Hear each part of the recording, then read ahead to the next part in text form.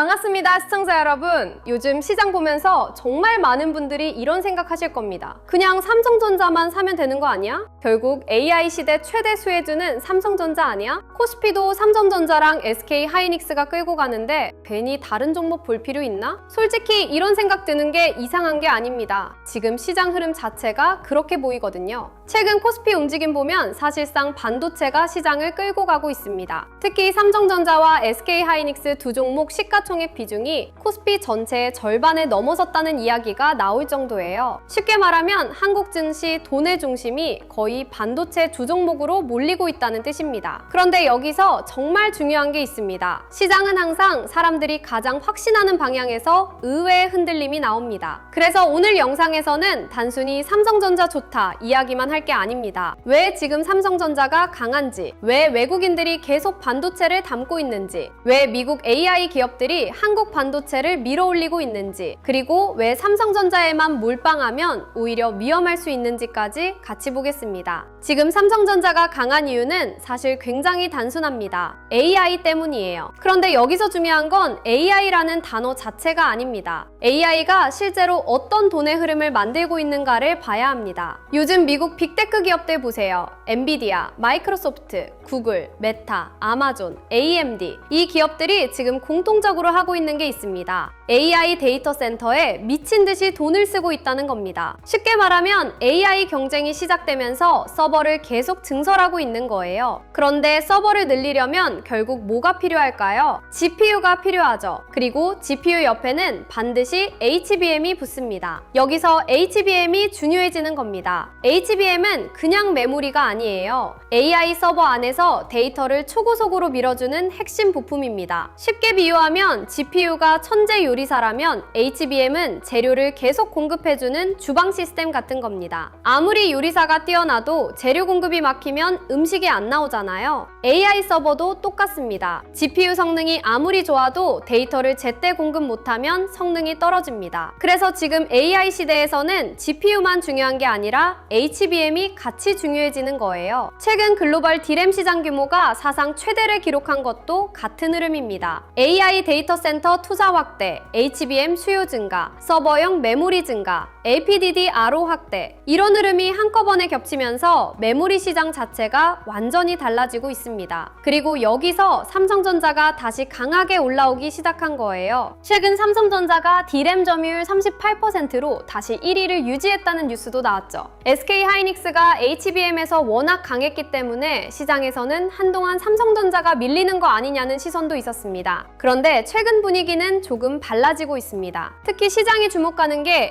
HBM3 이수율 안정화입니다. 여기서 많은 분들이 수율 이야기를 어려워하시는데 쉽게 설명드릴게요. 붕어빵 가게를 생각하면 쉽습니다. 같은 시간 동안 붕어빵 100개를 만들었는데 90개가 멀쩡하게 나오면 장사가 잘 되는 거죠. 그런데 절반이 타버리거나 모양이 이상하면 돈이 안 남습니다. 반도체도 똑같습니다. HBM 수율이 올라간다는 건 같은 장비, 같은 공장, 같은 시간으로 더 많은 정상 제품을 팔 수 있다는 뜻입니다. 이건 단순 기술 문제가 아닙니다. 돈의 문제예요. 수율이 좋아지면 원가 구조가 좋아지고 마진이 올라갑니다. 그래서 시장이 수율 이야기에 민감한 겁니다. 그런데 문제는 여기서부터예요. 많은 개인 투자자들이 지금 삼성전자 뉴스만 보고 있습니다. HBM 좋다, AI 좋다, 외국인 산다, 목표 주가 올라갔다. 물론 맞는 이야기입니다. 실제로 증권사들도 목표 주가를 계속 상향하고 있죠. 어떤 곳은 삼성전자 목표 주가를 50만 원 이상 이야기하기도 합니다. 그런데 중요한 건 이겁니다. 좋은 회사와 좋은 매수 자리는 다르다는 거예요. 이걸 구분 못하면 결국 뉴스 따라다니다 흔들리게 됩니다. 특히 지금 같은 장에서는 삼성전자에 몰빵하는 게 굉장히 위험할 수 있습니다. 왜냐하면 지금 시장은 단순 삼성전자 장이 아니라 AI 자금 순환 장세에 가까워지고 있기 때문입니다. 이게 무슨 뜻이냐면요. 처음에는 돈이 삼성전자와 SK하이닉스로 몰립니다. 왜냐하면 가장 안전하고 가장 확실한 AI 수혜주처럼 보이니까요. 그런데 큰 돈은 거기서 끝나지 않습니다. 그 다음 돈은 어디로 갈까요? 반도체 장비주로 갑니다. 왜냐하면 반도체를 더 만들려면 장비가 필요하거든요. 그 다음은 소재주로 갑니다. 그 다음은 후공정, 패키징, 냉각 시스템, 전력 인프라, 변압기, 전선, 데이터 센터 관련주 이런 식으로 돈이 퍼져나갑니다. 쉽게 말하면 삼성전자가 불을 붙이면 주변 산업 전체로 열기가 번지는 구조예요. 그래서 삼성전자만 계속 보고 있으면 오히려 다음 흐름을 놓칠 수 있습니다. 실제로 최근 시장이 딱 그런 모습입니다. 코스피는 계속 신고가를 가는데 상승 종목 수는 오히려 적습니다. 이게 굉장히 중요한 신호예요.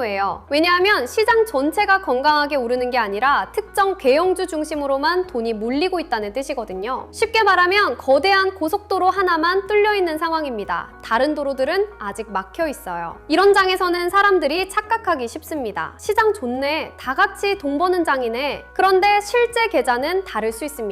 왜냐하면 돈의 중심을 못 따라가면 지수는 오르는데 내 종목은 안 갈 수 있거든요. 그래서 지금 시장에서는 단순히 코스피 숫자만 보면 안 됩니다. 코스피가 왜 오르는지 봐야 합니다. 지수는 결과입니다. 진짜 중요한 건 돈의 이동 경로예요. 여기서 외국인 수급도 정말 중요합니다. 많은 분들이 외국인이 삼성전자 사면 그냥 좋게 보나 보다 정도로 생각합니다. 그런데 외국인은 그렇게 단순하게 투자하지 않습니다. 외국인은 삼성전자 하나만 보는 게 아니에요. 달러, 환율, 미국 금리, 엔비디아 흐름, 미국 반도체 ETF, AI 투자 사이클, 한국 원화 흐름 이걸 전부 같이 봅니다. 쉽게 말하면 외국인은 삼성전자 주식만 사는 게 아니라 한국 AI 자산 전체를 계산하는 거예요. 그래서 환율도 중요합니다. 삼성전자가 올라도 원화가 흔들리면 외국인 입장에서는 달러 기준 수익률이 달라질 수 있거든요. 결국 외국인은 이렇게 계산합니다. 지금 이 가격에서도 한국 반도체를 더 담을 이유가 남아있나? 이 질문에 대한 답이 예일 때 외국인 수급이 계속 들어오는 겁니다. 그리고 지금 삼성전자를 볼 때 절대 놓치면 안 되는 게 미국 기업들과의 연결입니다. 사실 지금 삼성전자 주가를 움직이는 건 한국 뉴스만이 아닙니다. 미국 빅테크 투자 흐름이 훨씬 중요해요. 예를 들어 엔비디아가 GPU를 더 많이 만들죠. 그러면 HBM 수요가 늘어납니다. 아마존이 데이터 센터 늘리죠. 그러면 서버 메모리 수요가 늘어납니다.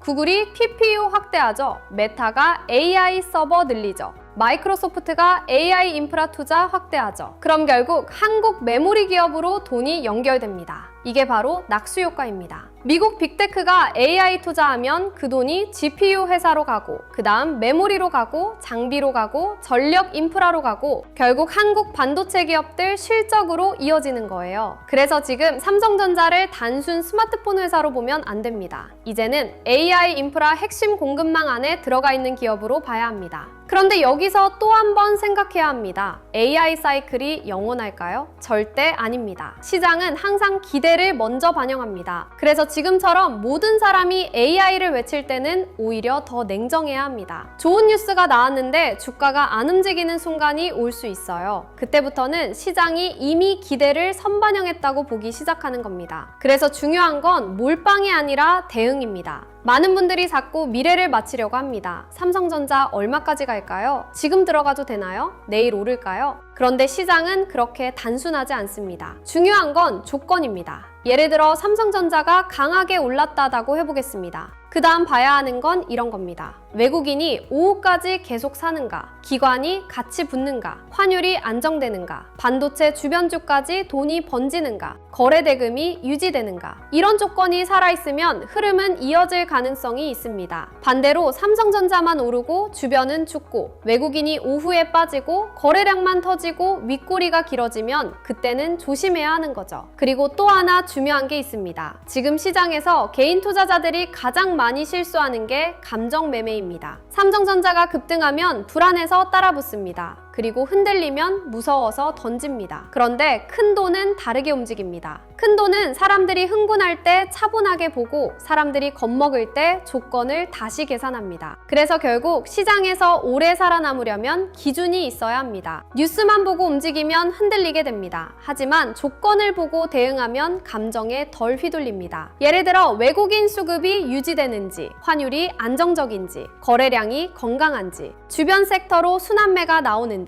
이런 걸 같이 보면 훨씬 냉정하게 대응할 수 있습니다. 지금 삼성전자는 분명 강한 종목입니다. AI 시대 핵심 기업인 것도 맞고요. 하지만 삼성전자 하나만 믿고 계좌 전체를 몰아버리는 건 다른 문제입니다. 왜냐하면 시장은 항상 순환하기 때문입니다. 오늘은 삼성전자일 수 있습니다. 하지만 다음은 장비주일 수 있고 전력 인프라일 수 있고 데이터 센터 냉각일 수도 있습니다. 결국 시장에서 크게 가는 돈은 하나의 산업 전체를 움직입니다. 그래서 대장주만 보는 사람보다 돈의 이동 경로를 먼저 보는 사람이 훨씬 유리합니다. 그래서 이번 자료에는 단순 종목 추천이 아니라 지금 시장에서 실제로 돈이 이동하는 흐름 자체를 정리해두겠습니다. 코스피 8000의 시대, 돈의 흐름을 읽는 법, AI 주식 보조지표 템플릿, 시장 모니터링 대시보드, AI 종목 스크리닝 리스트, 투자 체크리스트와 원칙 카드, 섹터 테마 분석 리포트, 실전 매매 기록 템플릿. 이 자료들 받아두시면 삼성전자 뉴스만 따라가는 게 아니라 다음 돈의 흐름까지 같이 볼 수 있게 될 겁니다. 구독과 좋아요 눌러주시고요. 댓글장에 구독 완료 남겨주신 다음 설명란 링크 통해 신청하시면 됩니다. 오늘 영상은 여기서 마치고요. 지금 삼성전자는 분명 시장 중심입니다. 하지만 진짜 중요한 건 삼성전자 하나가 아니라 AI 시대 전체 돈의 흐름을 잇는 겁니다. 다음 영상에서는 삼성전자 이후 어떤 섹터로 돈이 번질 가능성이 있는지, 그리고 외국인 수급과 환율 흐름까지 연결해서 더 깊게 이어서 보겠습니다. 끝까지 시청해주셔서 감사합니다.